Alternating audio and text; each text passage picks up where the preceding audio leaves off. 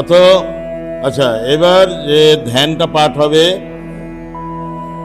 ধ্যানটা আমি একটা করে অংশ পড়ব, সঙ্গে সঙ্গে শুনে তোমরা পাঠটা করবে।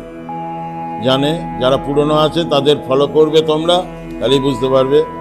তাহলে আবো ধ্যানের আগে আমরা পঞ্চমুদ্রা প্রদর্শন, শঙ্খ, চক্র, চাপ, বাণ, দৌর্গি, এই প্রদর্শন পূর্বক গন্ধপুষ্প নিয়ে পূর্ব মুদ্রায় ধ্যান হয়। পূর্ব মুদ্রা কিরম ভাবে? বাম হাত এরম ভাবে নিয়ে বাম হাতের মধ্যস্থলে পুষ্প নেবে, মধ্যমা অনামিকা এরম ভাবে ক্লোজ করে দেবে। ডান হাতের মধ্যমা অনামা এইভাবে স্থাপন করবে, করে অঙ্গুষ্ঠর সঙ্গে তর্জনী, দক্ষিণ কনিষ্ঠার সঙ্গে বাম তর্জনী করলে যে পদ্ধতি দাঁড়ালো, এর অঙ্গুষ্ঠটা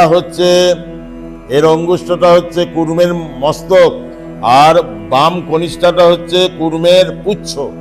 এইটা হচ্ছে কুর্ম মুদ্রা। কুর্ম মুদ্রা কারণ কি এই রূপে ধ্যান করা হয় কেন? না, কুর্মরূপে স্বীয় পৃষ্ঠে যেমন পৃথিবীকে স্থির রেখেছিলেন কুর্মরূপী ভগবান বিষ্ণু, সেই রূপে পূজাকালে দেবতাদের হৃদবদ্ধে স্থির রাখার জন্যে ধ্যানকালে কুর্ম মুদ্রা প্রয়োগ করা হয়। এই মুদ্রায় পুষ্প নিয়ে আমরা দেবীর ধ্যানে রত হব। চলো। ওং সিংহ স্কন্ধ সমারূঢ়াং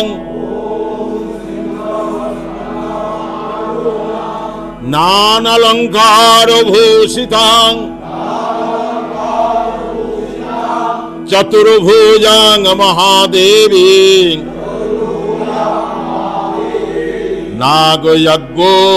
নাগযজ্ঞোপবীতিনীম শঙ্খ সাঙ্গ সমাযুক্ত বামপাণি দ্বয়ান্বিতং চক্রঞ্চ পঞ্চবাণাংশ্চ ধারয়ন্তীং চ দাক্ষিণে রক্তবস্ত্র পরিধানাং বালার্ক সদৃশোদ্যুতিম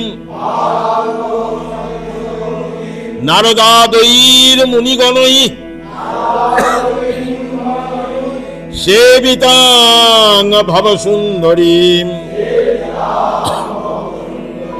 ত্রিবলী বলয়োপেত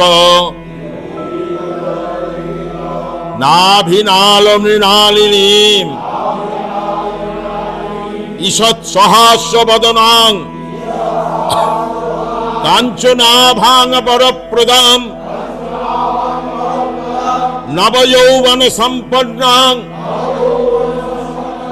পীনোন্নত পয়োধরাং করুণামৃতবর্ষিণ্যা পশ্যন্তিং সাধকং দৃশা রত্নদ্বীপময়োদ্বীপে সিংহাসন সমন্বিতে প্রফুল্ল কমলারূঢ়াং ধ্যায়িত্বাং ভবগেহিনী।